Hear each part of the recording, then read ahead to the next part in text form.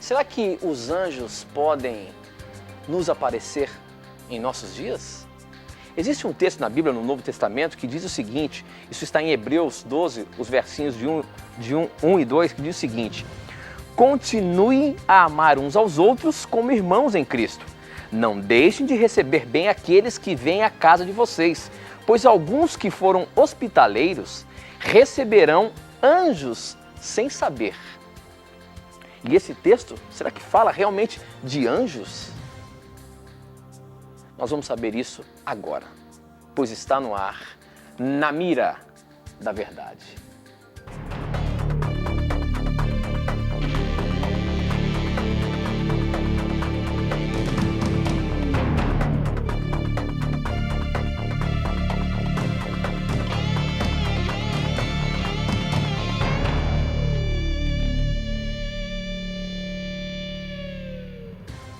Olá, seja bem-vindo, já estamos começando o programa Na Mira da Verdade e a partir de agora já nos conectamos com o Brasil e o mundo através das ondas do rádio, da internet e da TV Novo Tempo espalhada por todo o nosso país. Obrigado pelo carinho da sua audiência, obrigado por você já estar aí conectados com a gente e olha, já vou te falar como que você faz para mandar as suas perguntas, tá bom? Agora vamos começar cumprimentando o meu amigo, o professor Leandro Quadros. Estivemos juntos aí final de semana inteiro. Como é que tá? Tudo bem? Tudo bem, meu amigo. Graças a Deus. Eu quero mandar alguns abraços para algumas pessoas aqui.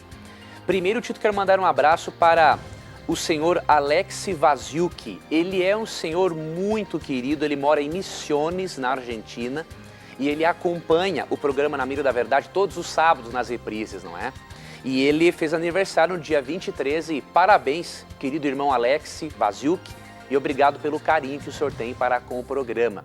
Um abraço também para o Ministério de Libras da cidade de Rondonópolis, Mato Grosso, uma turminha bacana que leva o evangelho através do Ministério das Libras. E um abraço também para Joaquim Ledir Rodrigues, de Santa Maria, Rio Grande do Sul, e para o senhor Manuel Pimentel, da Igreja do Jaraguá, em Belo Horizonte.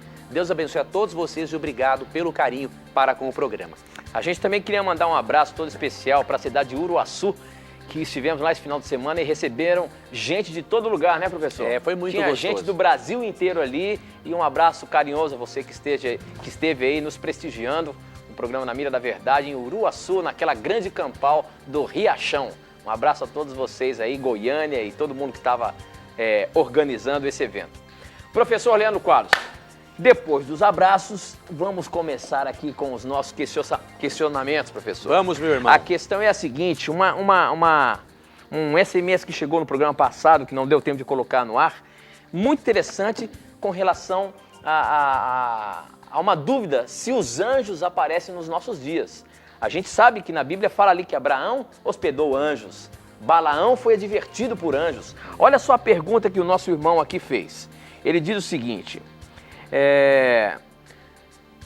por favor, Hebreus 13, 1 e 2, será que já está nos dizendo que se acolhermos anjos, como Abraão acolheu, ou Balaão, ele cita todos esses casos, será que hoje, nos nossos dias, pode realmente acontecer isso de receber anjos em nossas casas? Porque olha só, esse texto de Hebreus 13, 1 e 2, quando fala de anjos ali, professor, está falando realmente de anjos, não é isso? Exatamente. Não é uma linguagem, não é uma expressão ali simbólica, ou simbolismo disso tudo, é anjos mesmo, não é? Exatamente. E como é que a gente explica isso? Será que, porventura, eu já recebi algum anjo na minha casa e eu não sei disso? Pois olha, amigo Tito e querido telespectador que fez essa pergunta, é claro que a principal maneira de Deus se revelar ao ser humano hoje é através da Bíblia, né? Nós lemos em João capítulo 17, verso 17, que a palavra de Deus é a verdade. Entretanto, quando lemos Hebreus capítulo 1, versos 1 e 2, percebemos que Deus não tem apenas uma maneira de se revelar ao ser humano. Deus tem outras maneiras. E uma das maneiras que Deus se utilizou no passado foi realmente a aparição de anjos. Os anjos apareciam em forma humana, claro, porque na sua forma gloriosa não poderiam aparecer diante de seres humanos. Então, aqui o autor de Hebreus, Tito, realmente faz uma menção a anjos. O que ele diz aqui? Ele recomenda que a igreja tenha muito amor fraterno, recomenda que os membros da igreja sejam hospitaleiros, porque algumas pessoas no passado, ao serem hospitaleiras, pensando estarem recebendo pessoas, receberam anjos. E um dos exemplos que estava na mente do autor de Hebreus é aqui o de Gênesis capítulo 18. Vou ler para você o que está em Gênesis 18 a partir do verso 1. O Senhor apareceu a Abraão perto dos carvalhos de Manre, quando ele estava sentado à entrada de sua tenda na hora mais quente do dia. Abraão ergueu os olhos e viu 3 homens em pé, a pouca distância. Quando os viu, saiu da entrada de sua tenda, correu ao encontro deles e curvou-se até o chão. Disse ele: meu senhor, se mereço o seu favor, não passe pelo seu servo sem fazer uma parada. Mandarei buscar um pouco de água para que lavem os pés e descansem debaixo desta árvore. Vou trazer-lhes também o que comer, para que recuperem as forças e prossigam pelo caminho, agora que já chegaram até este seu servo. Quem apareceu para Abraão foi Jesus Cristo, através de uma personificação, apareceu de uma forma humana, e 2 anjos com ele. Cristo veio anunciar a Abraão a destruição das cidades de Sodoma e Gomorra, que por séculos rejeitaram o arrependimento e fizeram todo tipo de promiscuidade naquela cidade. Só que Abraão, a princípio, ele não sabia que era o Senhor e 2 anjos com ele. E sem saber disso, diz o texto bíblico que Abraão os recebeu muito bem. Ofereceu hospedagem, alimento, a oportunidade de lavarem os pés, porque a pessoa que caminhava no deserto vivia com os pés empoeirados. Então, lavar os pés, oferecer isso numa casa, naquela época no Oriente, era um sinal de muito respeito, né, de receptividade. E sem saber, Abraão estava recebendo ali o Criador do universo, em forma humana, e 2 anjos. Por isso o autor de Hebreus recomenda, no capítulo 13, do verso 1 até o verso 3, que o cristão até nos dias de hoje seja hospitaleiro, porque Deus pode sim testá-lo, enviando um anjo para ver se realmente essa pessoa está disposta a ser hospitaleira, a ajudar as outras. É claro que este meio de revelação não é o mais utilizado por Deus. Nós temos a Bíblia, mas pode sim acontecer, porque a Bíblia diz claramente isso. E nós precisamos entender que os anjos, eles têm uma função muito específica. Deus, quando enviava um anjo, não era simplesmente para acontecer um evento sobrenatural a mais. Hebreus 1,14 diz o seguinte a respeito da função dos anjos. Os anjos não são todos eles, espíritos ministradores enviados para servir aqueles que hão de herdar a salvação? Então, nesta pergunta, o autor de Hebreus está mostrando a função dos anjos. Servirem, não é, para auxiliar aquelas pessoas que herdam a salvação. E por isso, nós podemos perfeitamente crer na existência dos anjos, não é? Porque no Salmo 34, versículo 7, tem um texto aqui muito interessante para toda aquela pessoa que sente medo ou que se sente desprotegida em algum momento da vida. O Salmo 34, 7 diz assim: o anjo do Senhor é sentinela ao redor daqueles que o temem e os livra. Mas nunca esqueça de uma coisa: por mais que devamos acreditar no ministério dos anjos, por mais que devamos ser hospitaleiros porque podemos receber um anjo, é importante termos em mente Apocalipse 22, 8 e 9. Nós não podemos prestar homenagens, cultos e nem venerar anjos. Porque em Apocalipse 22, 8 e 9 percebemos que um anjo de Deus negou esse tipo de coisa. De acordo com Mateus 4, 10, por mais que os anjos sejam seres importantes, eles não são deuses. De acordo com Mateus 4, 10, o único que deve ser adorado é o Criador dos anjos, o nosso Deus. Agora, eu posso acreditar que eu tenho um anjo da guarda que me acompanha, professor? Sim, de acordo com esse texto do Salmo 34, 7, perfeitamente. Porque o texto fala que o anjo do Senhor é sentinela ao redor dos que o temem e os livra. Então, perfeitamente, Deus, com certeza, tem anjos, sim, para cuidar dos seus filhos, de acordo com esse texto e com Hebreus 1,14 também. Agora, por outro lado, existe a possibilidade de eu ter um anjo do mal que também é especializado em mim? Existe isso, professor? Por exemplo, esse anjo do mal, ele sabe exatamente quais são os meus pontos fracos.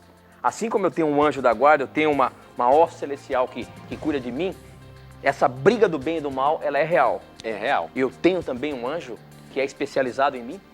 Tu quer ver uma coisa? Eu tenho um texto aqui que é Efésios 6,12 que nos mostra assim que, assim como Deus comissiona anjos para cuidar dos seus filhos, é claro que o diabo também comissiona anjos que o servem para atrapalhar e destruir a vida dos filhos de Deus, né? Então Efésios 6,12 diz assim: pois a nossa luta não é contra seres humanos, mas contra os poderes e autoridades, contra os dominadores deste mundo de trevas, contra as forças espirituais do mal. Então o texto deixa muito claro sim que, além de existirem anjos bons cuidando dos seres humanos, é claro que existem os anjos maus, por quê? Até porque o ministério dos anjos bons é exatamente nos proteger desses poderes espirituais do mal.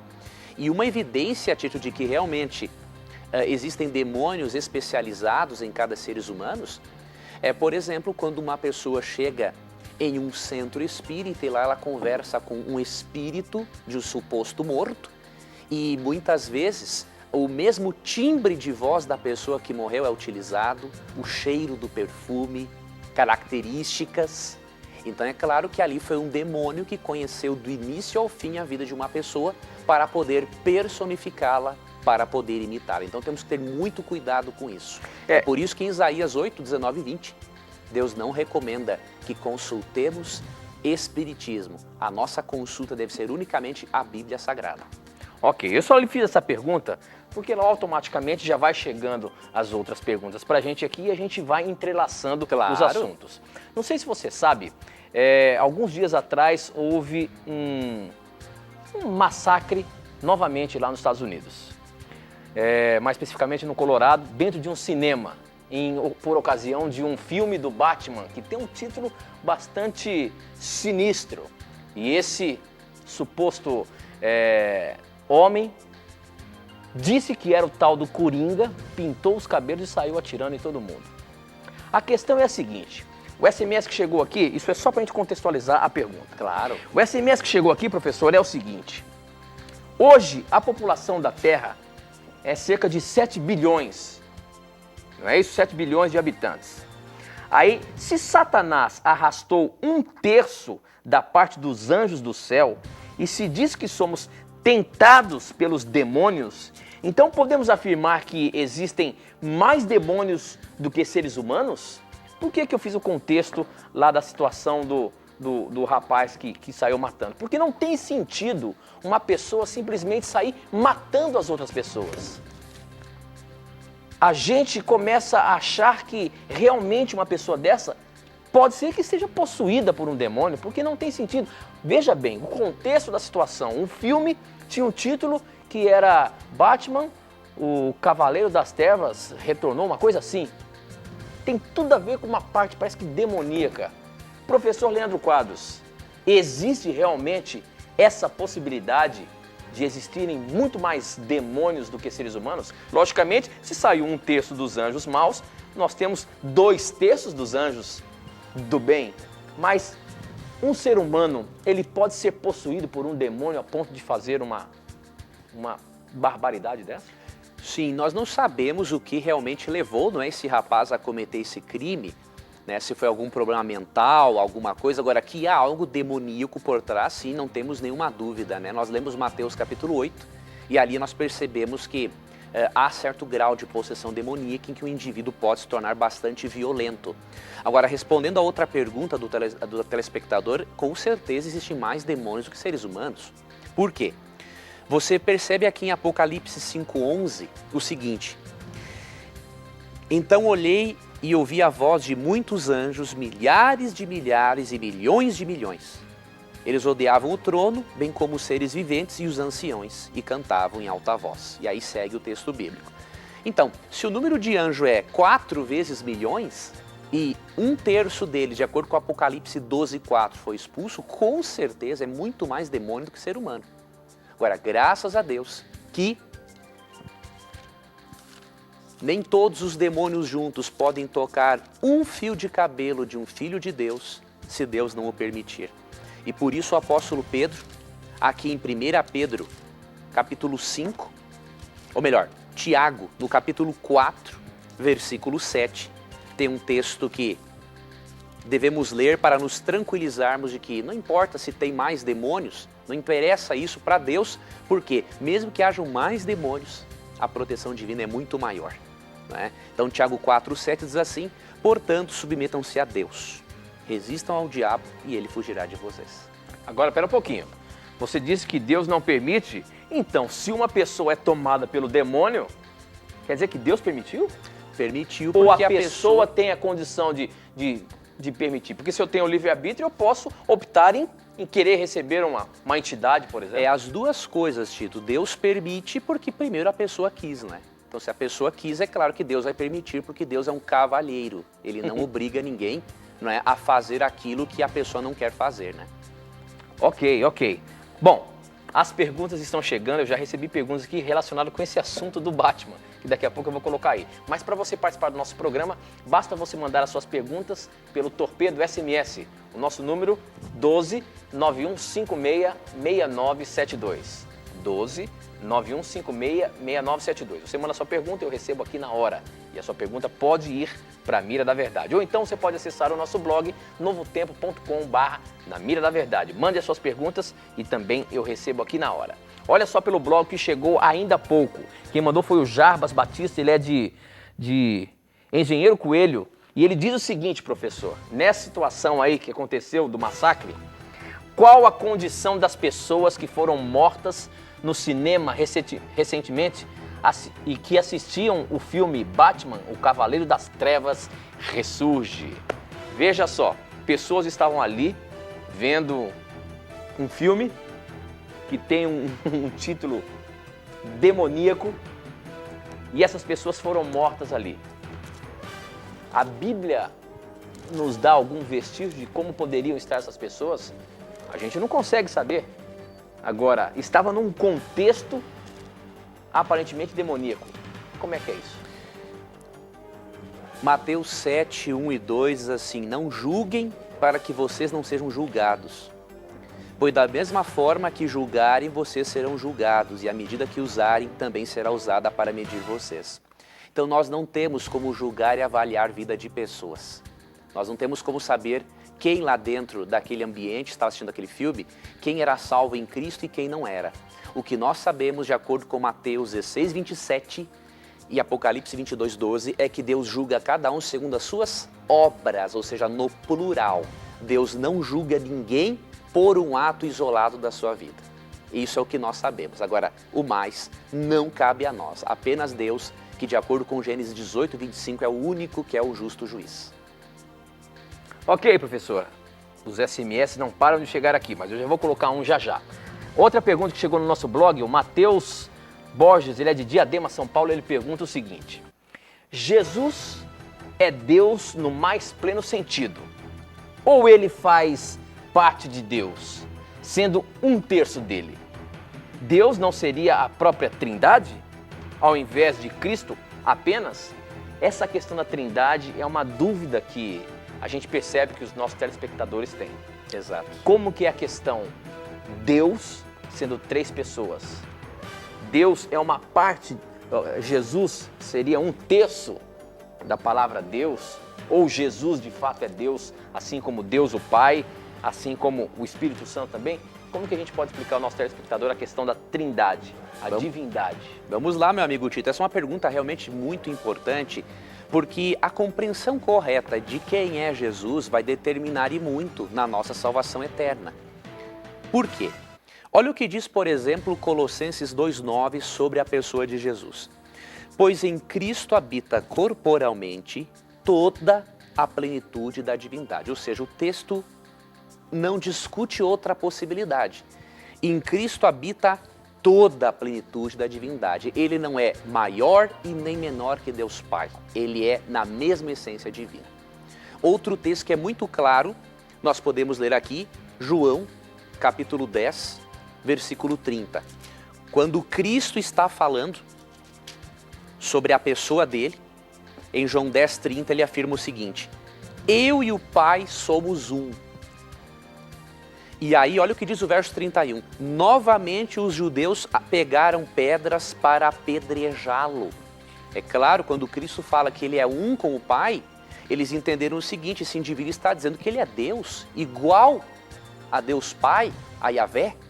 Então o próprio Cristo afirma a sua divindade, né? E o apóstolo Paulo em Colossenses 2,9 também.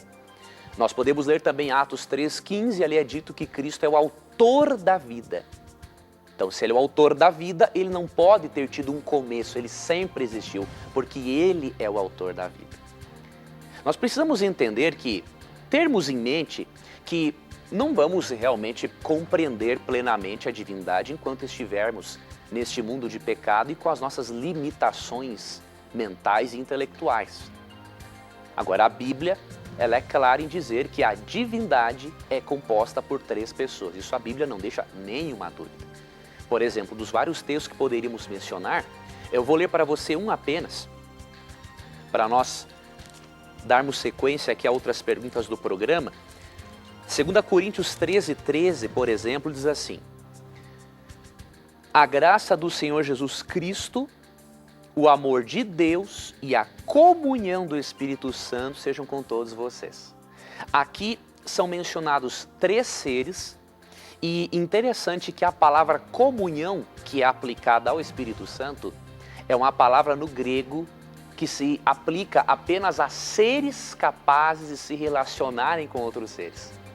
Então, se Paulo quisesse dizer que o Espírito é só uma força, uma energia, Paulo jamais teria usado a palavra comunhão, que no grego aqui é koinonia.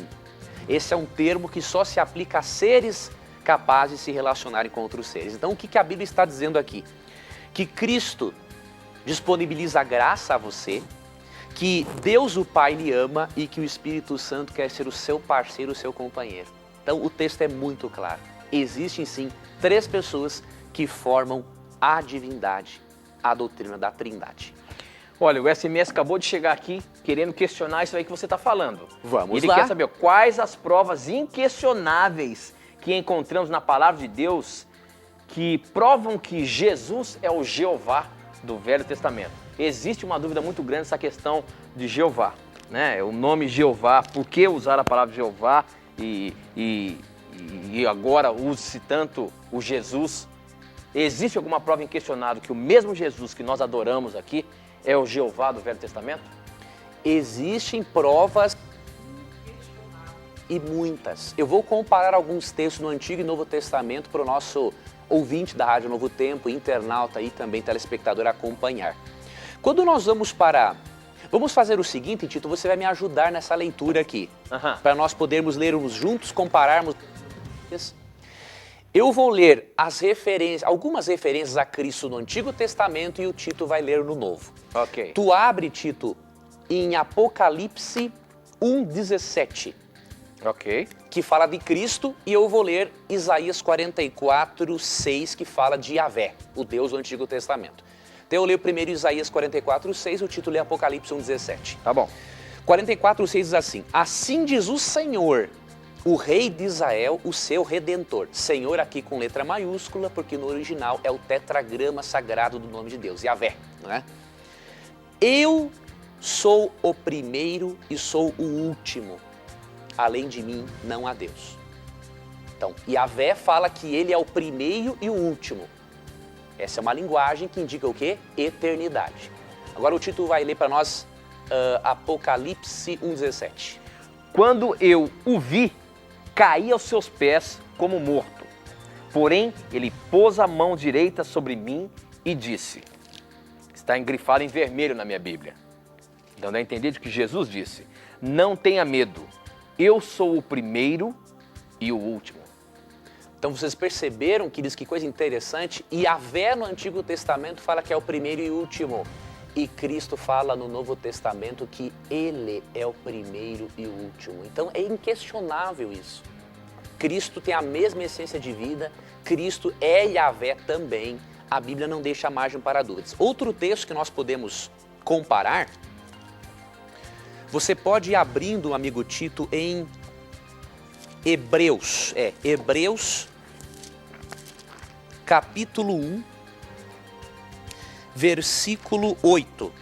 E eu vou ler aqui o Salmo 45, 6 e 7. Tem muitas provas, mas vou ficar mais nessas aqui, para nós darmos sequência. Graças a Deus estamos respondendo hoje várias perguntas. 45, 6 e 7, eu vou ler o Salmo e o título é Hebreus 1, 8. O Salmo 45, 6 e 7, deixa eu abrir aqui, diz o seguinte, falando de Yahvé, o Deus do Antigo Testamento. O teu trono, ó Deus, subsiste para todo sempre. Cetro de justiça é o cetro do teu reino. Amas a justiça e odeias a iniquidade. Por isso, Deus, o teu Deus, escolheu-te dentre todos os companheiros, ungindo-te com óleo de alegria. Aqui é dito que o trono de Yahvé subsiste para todo sempre. E que o cetro dele, de rei, é um cetro de justiça.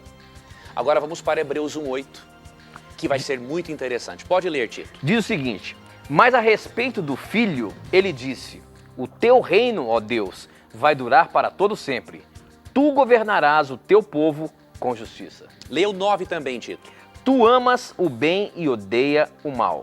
Foi por isso que Deus, o teu Deus, te escolheu e te deu a alegria de receber uma honra muito maior do que a dos teus companheiros. Olha que interessante, aqui o autor de Hebreus pega o Salmo 45, 6 e 7, que fala de Yahvé, e aplica a quem? A Jesus Cristo.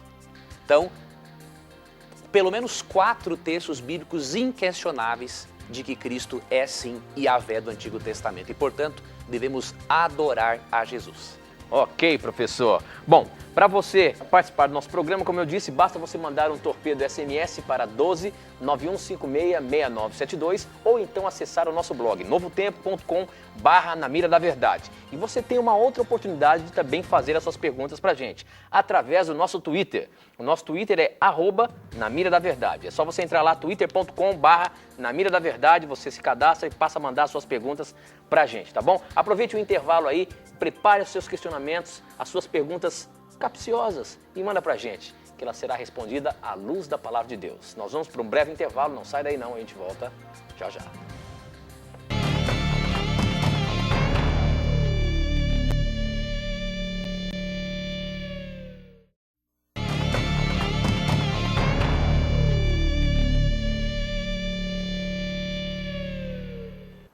Já estamos de volta ao vivo, agora são 21 horas e 34 minutos. Mais uma vez, muito obrigado pelo carinho da sua audiência. Afinal de contas, é você quem faz este programa acontecer.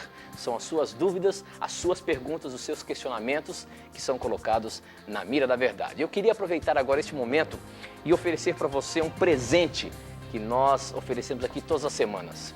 É uma revista muito interessante, Verdades para o Tempo do Fim, que você pode receber gratuitamente aí na sua casa. Só para você dar uma olhadinha, é uma revista que na verdade é um curso bíblico.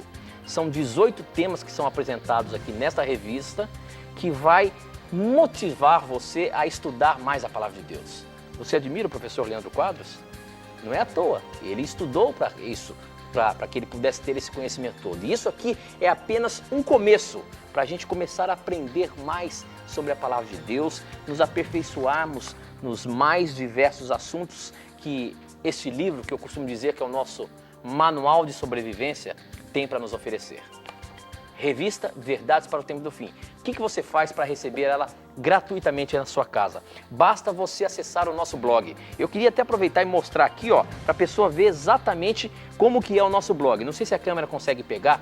Eu fiz isso no programa passado, eu acho que é muito importante a gente saber, ó, www.novotempo.com/na mira da verdade. Você vai ver aí o nosso blog. Eu estou mostrando aqui para você, porque sabe que começa a aparecer blogs aí até falsos do programa Na Mira da Verdade. Esse aqui é o blog oficial do Na Mira da Verdade, tá bom?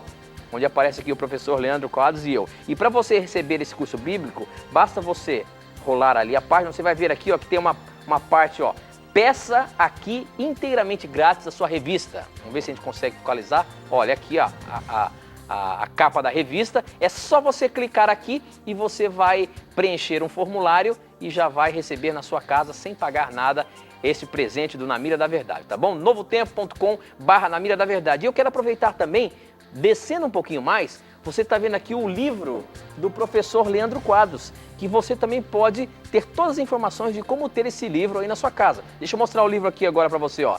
Esse aqui é o livro Na Mira da Verdade. É só você clicar lá no nosso blog e pegar também as informações para você ter aí na sua casa o livro Na Mira da Verdade. São presentes que nós oferecemos para você, a revista é inteiramente grátis e o livro você vai ver ali como que você faz para você ter aí na sua casa, tá bom? Professor Leandro Quadros. Vamos, meu amigo. Descansou, né? Vamos lá. Mas então prepara, meu amigo, que aí já venha na mira as próximas perguntas. Eu queria colocar aqui uma questão que eu acho que a gente nunca colocou aqui no programa Na Mira da Verdade, viu? Deixa eu só contextualizar a pergunta para o nosso telespectador. Você sabe que no Novo Testamento, nos Evangelhos, Jesus apresenta as mais diversas mensagens que ele passou para a gente aqui através de histórias, parábolas. E tem um SMS que chegou aqui para mim agora, deixa eu ver de quem é. É do Júlio, ele é da cidade... Júlio, você está mandando agora, ó, você está repetindo essa pergunta, já sua pergunta já está na mira. Ele é de Itabirinha e a questão é a seguinte, ele gostaria de saber o que Jesus quis dizer com a parábola das 10 virgens, professor. Tem várias parábolas na Bíblia, mas essa das 10 virgens, explica pra gente o que Jesus queria dizer com essa história aí e o que tem a ver esse negócio das 10 virgens aí. Olha, interessante, a parábola era um recurso didático de Cristo, não é? Para as pessoas entenderem e aprenderem melhor as lições morais que ele queria transmitir. E aqui em Mateus capítulo 25, ele relata do versículo 1 até o versículo 13 a parábola das 10 virgens. O que ele relatou aqui? Ele menciona, não é? Ele compara o reino dos céus a um noivo que está para se casar. E aí, quando sai em procissão pelas ruas, até chegar o momento do casamento, ele menciona, era comum naquela época que algumas virgens estivessem preparadas, não é? Com algumas luzinhas, diríamos assim, tipo candeeiros, velas, para esperar o noivo passar na procissão. Aí ele menciona 10 virgens. E ele menciona 5 prudentes e 5 imprudentes. As prudentes eram aquelas virgens que tinham o azeite para poder manter a chama do fogo acesa, para poder contemplar o noivo enquanto ele passava. E as imprudentes não tinham o azeite. O azeite é um símbolo aqui do Espírito Santo. E as virgens representam o quê? O povo de Deus, a igreja. As virgens imprudentes representam aquelas pessoas que não se prepararam com o Espírito Santo para a volta de Cristo. As prudentes são aqueles crentes que tiveram a presença do Espírito Santo na vida delas e se prepararam para a volta de Cristo. Nós percebemos essa lição de Cristo, esse desejo dele de nos ensinar a importância do preparo para a volta dele, lendo o versículo 13 de Mateus 25. Depois que ele conta toda a parábola, no versículo 13 ele diz assim: portanto, vigiem, porque vocês não sabem o dia e nem a hora da volta de Cristo. Então Cristo ele é representado por aquele noivo. E o noivo está voltando. E nós como igreja precisamos ter o azeite do Espírito Santo para aguardarmos o noivo, porque não sabemos o dia e a hora em que ele voltará.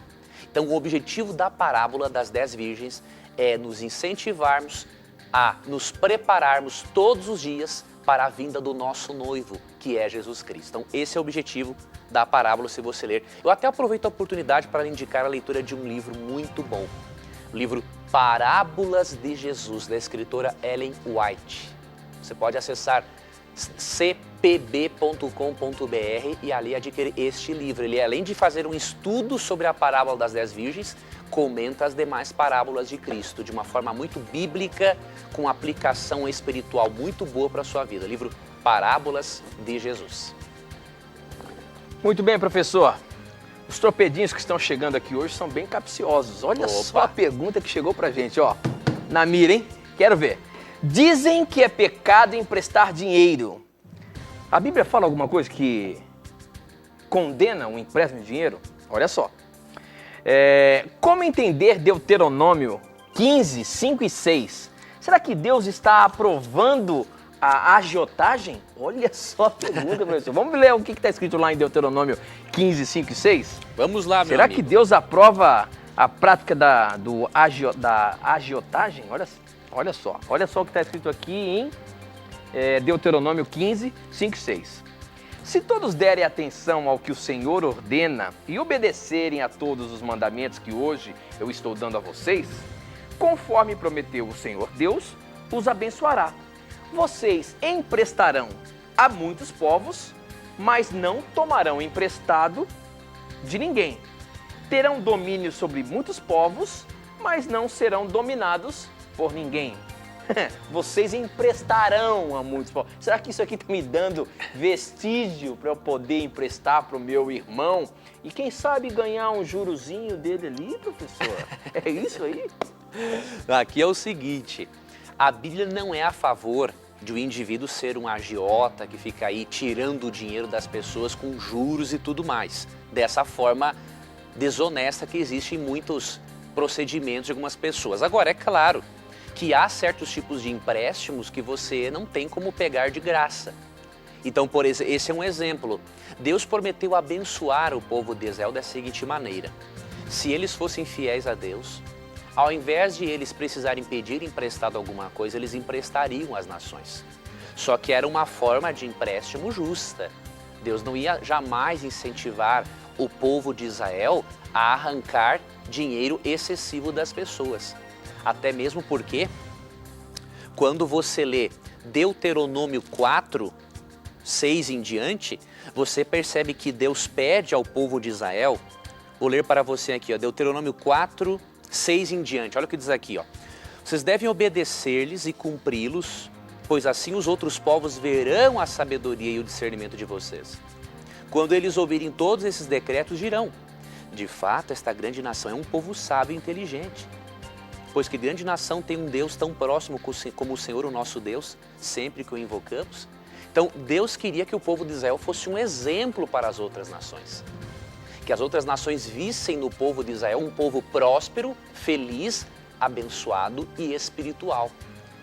E para que eles fossem esse exemplo que Deus queria, como lemos aqui em Deuteronômio 4, 6 a 8, eles poderiam se emprestar, mas não de forma desonesta, arrancando excessivo dinheiro das pessoas. Então há empréstimos que realmente a pessoa não pode emprestar simplesmente de graça, se ela não, né? Agora tem que ter um cuidado. Se você, por exemplo, tem um irmão na fé, um parente, um amigo, que você sabe que é de confiança, é claro que você vai emprestar, não vai cobrar nada. Agora tem certos empréstimos que não é possível mesmo, não tem como ser uma coisa totalmente de graça. Mas a Bíblia não apoia a agiotagem. Esse aqui em Deuteronômio era um empréstimo assim, lícito, uma coisa que não explorava as pessoas. Ok, professor. Muito bem. Bom, a próxima pergunta é essa que chegou pelo nosso blog. Quem mandou foi a Jocileide, ela é de Nossa Senhora do Socorro, Sergipe.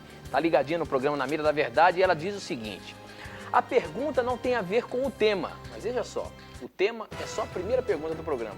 Nós não temos um tema, são as suas dúvidas, os seus questionamentos mesmo, que são colocados na Mira da Verdade. Eu não sei se ela já foi feita, mas gostaria de saber o que aconteceu com Lázaro e depois com aqueles que ressuscitaram por ocasião da ressurreição de Jesus. Professor, a pergunta é a seguinte, Lázaro morreu, Jesus foi lá e ressuscitou. Assim como também quando ele ressuscitou, a Bíblia diz que pessoas ressuscitaram junto com ele. Agora, como é que fica essa questão, por exemplo, de Lázaro? Ele morreu, ressurgiu e depois morreu de novo? Porque a Bíblia fala também, será que não é isso? Se ao homem só é permitido ver a morte uma vez e então vem o juízo, como é que fica a questão de Lázaro e aqueles que ressuscitaram por ocasião da ressurreição de Jesus, professor? Certo, vamos para essa pergunta importante. Eu encontrei um texto aqui, Tito, que eu não estava lembrando, sobre o empréstimo, que eu queria deixar aqui para o telespectador e ouvinte, que é Provérbios 22, 7. Agora Deus me ajudou, eu lembrei do texto. Diz assim, o rico domina sobre o pobre, quem toma emprestado é escravo de quem empresta. Então fica aí um conselho de Provérbios 22, 7, você pensar duas vezes antes de pegar dinheiro emprestado. Tá? Então vamos para a pergunta. Quando Hebreus 9, 27 ali fala que ao homem está ordenado morrer uma só vez, vindo depois disso o juízo, aqui está falando que no geral é assim. No geral, existe apenas a pessoa morre uma vez e depois, quando Cristo voltar, ele vai dar para ela a recompensa, salvação ou perdição. Só que esse ensinamento geral não significa que não possam haver exceções. Por exemplo, em Apocalipse 1,7, você percebe que os fariseus, os líderes religiosos da época que mataram a Cristo, serão ressuscitados para verem Cristo voltando. E aí eles morrerão de novo para depois serem ressuscitados e destruídos no juízo final. Então essa é uma exceção. Ali, no caso de Lázaro, a Bíblia não menciona mais nada da vida dele, mas muito provavelmente sim, não temos evidências de que ele tenha ido ao céu, juntamente com aquelas pessoas que fizeram parte de uma ressurreição especial ali em Mateus 27, 52 e 53. Então Lázaro morreu. Agora, o fato de ele morrer uma segunda vez não contradiz o ensino geral das Escrituras que o ser humano morre só uma vez. Existem exceções. No caso de Lázaro, ali em João capítulo 11, foi ressuscitado. Em 1 Reis 17, vemos a filha da viúva de Sarepta, foi ressuscitado, o filho, né, foi ressuscitado, mas depois morreu novamente. Então o texto de Hebreus 9, 27, que é a dúvida da nossa telespectadora, ele fala do aspecto geral, mas isso não significa que não possam haver as exceções. Ok, professor, eu queria agora dar uma atençãozinha aos nossos telespectadores que estão conectados com a gente através do Twitter. Tem muita gente pendurada com a gente aqui, seguindo o nosso programa e mandando as suas perguntas. Olha, tem centenas de perguntas aqui. Eu já vou chegar aqui numa interessante. Quem mandou foi o Inácio. Inácio, sua pergunta agora está na mira da verdade. A questão é a seguinte. Ele diz o seguinte, professor. Lá em Levíticos 18, onde tem a lei das práticas sexuais, ali apresenta de que é proibido ver a nudez dos pais e de parentes. Se isso realmente é, de fato, proibido a gente ver a nudez de algum familiar e por que que Deus proibiu isso? Tem alguma coisa aí na Bíblia que pode nos esclarecer essa questão, professor? É interessante, essa expressão que existe em Levítico 18, que é não descobrirás a nudez, ela é uma expressão que se refere ao ato sexual. Tá? Então eu vou ler para você aqui um exemplo, eu vou ler na Nova Versão Internacional, que tem uma linguagem mais coloquial para você entender isso.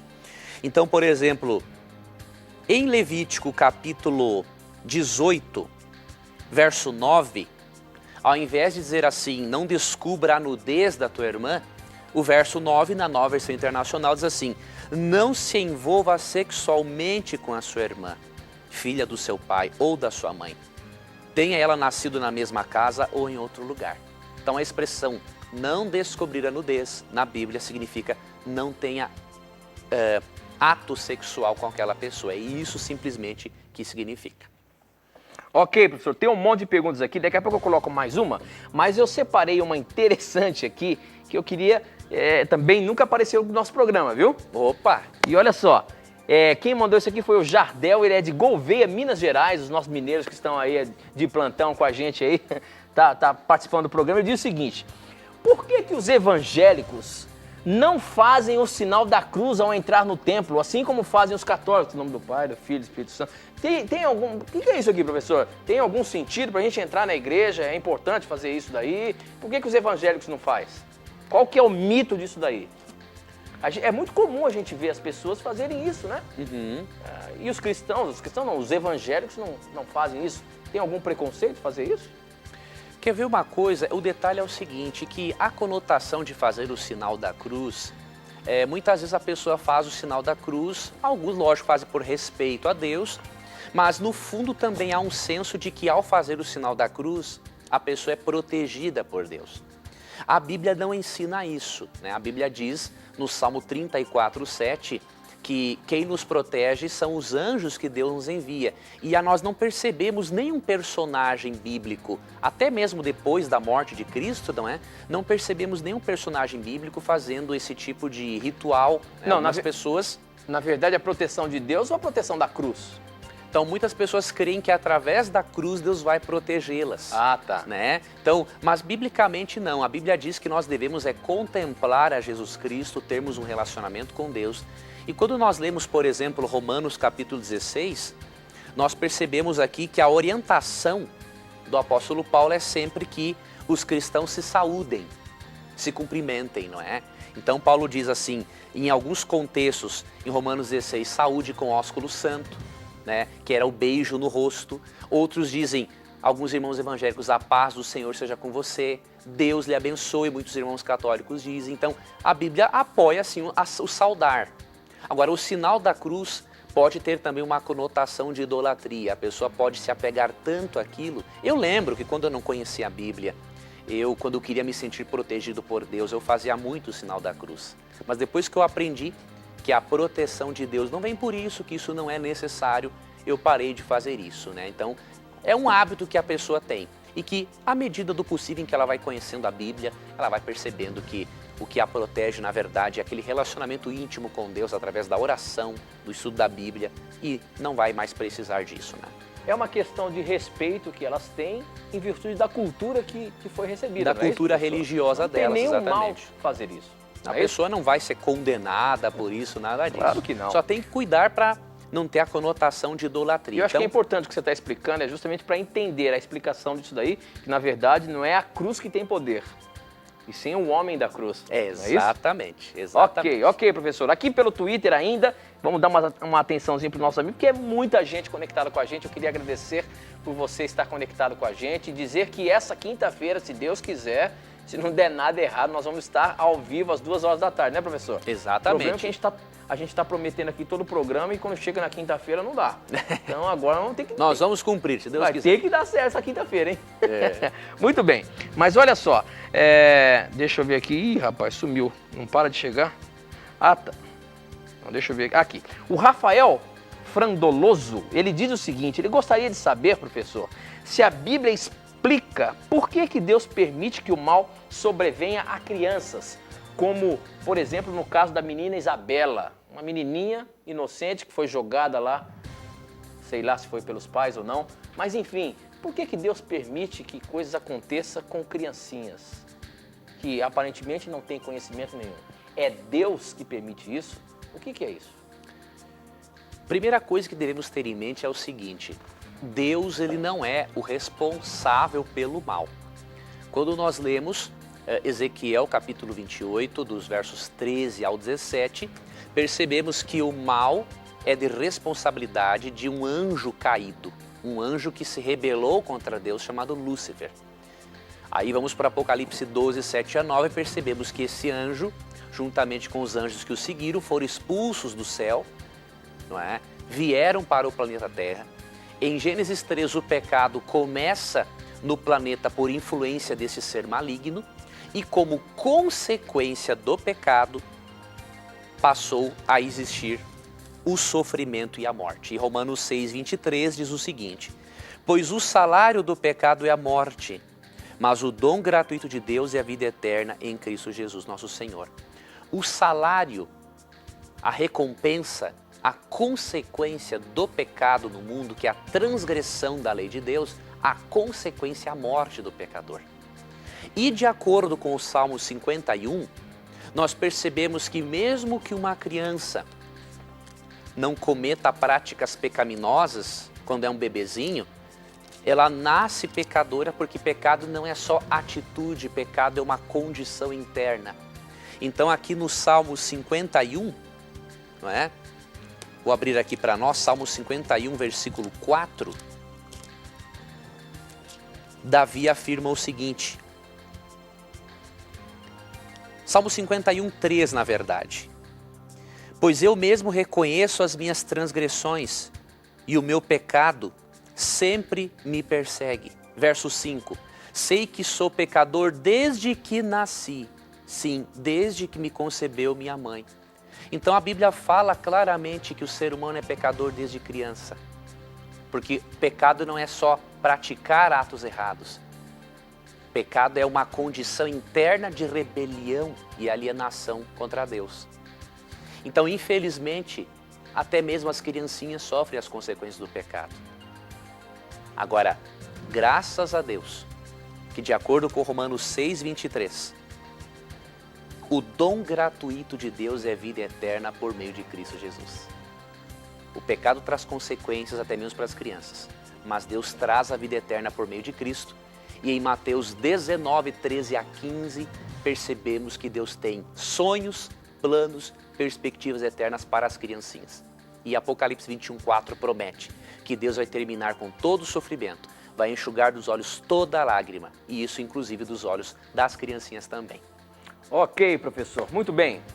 Bom, eu queria mandar um abraço agora especial para as pessoas que vieram aqui no programa nos assistir ao vivo. Nós temos hoje aqui, as pessoas, eu quero mostrar, pedir que os câmeras mostrem aí. Eu tenho o Júnior, a Keila, que são de Belo Horizonte, que estão aqui nos acompanhando. Tem o Hamilton, o Devanilson e o Stout, que está acompanhando eles aqui, que são de São Paulo. Obrigado pelo carinho de vocês, obrigado por vocês estarem aqui acompanhando o nosso programa. É um prazer recebê-los aqui, viu? E se você um dia quiser vir conhecer o programa Na Mira da Verdade, as nossas portas estão abertas. Basta você ligar pra gente aqui, marcar. A gente não pode receber muita gente, porque não cabe aqui dentro do estúdio, mas é só marcar uma visita que nós teremos o maior prazer em receber você aqui no programa Na Mira da Verdade, tá bom? Professor Leandro Quadros, eu quero terminar o programa com aquela perguntinha que eu bato aqui, ó. Já terminou o programa, meu amigo? Como é que você se sai dessa, professor? Se é que o que a pessoa está perguntando aqui está realmente na Bíblia. Mas ela pergunta, e olha só, hein? É de Governador Valadares, Minas, hoje está em massa aqui. Yasmin, olha aí, ó, o nome da sua filhinha. O nome da minha A Yasmin está princesa. perguntando o seguinte: irmão, a gente pode ter certeza que Jesus não voltará tão cedo? Pois na Bíblia está escrito que ele voltará daqui a 7 anos depois do arrebatamento? Professor, a Bíblia está dizendo isso, que Jesus só vai voltar depois de 7 anos, depois do arrebatamento? É isso mesmo? Dá tempo de eu responder a pergunta? Você tem aí 2 minutinhos, você consegue? Consigo, dá tempo sim. Pois então está na mira da verdade. Como é que é? Olha bem, querida Yasmin, em nome da minha filhinha amada, não é? Biblicamente, não existe o tal de arrebatamento secreto. É uma doutrina perigosa. E ainda que Jesus vai voltar depois do arrebatamento. Impossível. Eu até vou ler um texto aqui para a Yasmin e para os nossos demais telespectadores e ouvintes. 1 Tessalonicenses 4, 16 e 17. Um minutinho, hein, professor? Um minutinho, vamos ler então. Pois dada a ordem, com a voz do arcanjo e o ressoar da trombeta de Deus, o próprio Senhor descerá dos céus e os mortos em Cristo ressuscitarão primeiro. Depois nós, os vivos, os que ficarmos e estivermos vivos, seremos arrebatados com eles nas nuvens para o encontro com o Senhor nos ares, e assim estaremos com o Senhor para sempre. Veja que o arrebatamento dos filhos de Deus se dá no contexto da volta de Cristo, ao som de trombetas e uma coisa visível, porque os mortos são ressuscitados e vão para o céu. Então não existe o tal de arrebatamento secreto. Tá? Nós vamos comentar mais sobre isso em outros programas. Essa teoria é perigosa e muitos irmãos que creem nela poderão ser pegos despreparados, porque Cristo não vai arrebatar a igreja secretamente. Apocalipse 1,7 diz que ele vem com as nuvens e todo olho verá. Essa teoria dos 7 anos, né, em que Cristo, depois dos 7 anos, volta novamente, é uma teoria, não é, antibíblica, foi muito divulgada pela Bíblia de Estudos Scofield, mas ela não tem embasamento bíblico, temos que abandonar essa teoria. Ok, professor, com essa nós terminamos mais um programa Na Mira da Verdade. Eu queria agradecer por você ter participado do programa, queria agradecer aos nossos irmãos da Igreja Assembleia de Deus, Testemunho de Jeová, os irmãos da Quadrangular, os irmãos católicos, presbiterianos, batistas, todos vocês que participam, querendo aprender sobre a Palavra de Deus. O que nós apresentamos aqui é a Palavra de Deus. Não estamos aqui defendendo uma doutrina, mas sim a verdade. Obrigado por você ter participado do nosso programa, mandando as suas perguntas. E professor, obrigado mais uma vez pelas suas respostas, baseadas na Bíblia Sagrada. Obrigado, meu amigo e irmão Tito, pelo carinho. Obrigado a você, amigo telespectador, amigo internauta e amigo da Rádio Novo Tempo. Um abraço para o meu querido papai, que fez aniversário agora, o dia 23 de julho. Meu pai, que Deus te abençoe, amo muito você. E nunca esqueça, amigo da Novo Tempo, sempre que você tiver a coragem de perguntar, a Bíblia terá a coragem de lhe responder. E a sua pergunta, o seu questionamento aqui neste programa sempre vai estar na mira da verdade. Até o nosso próximo encontro. Tchau!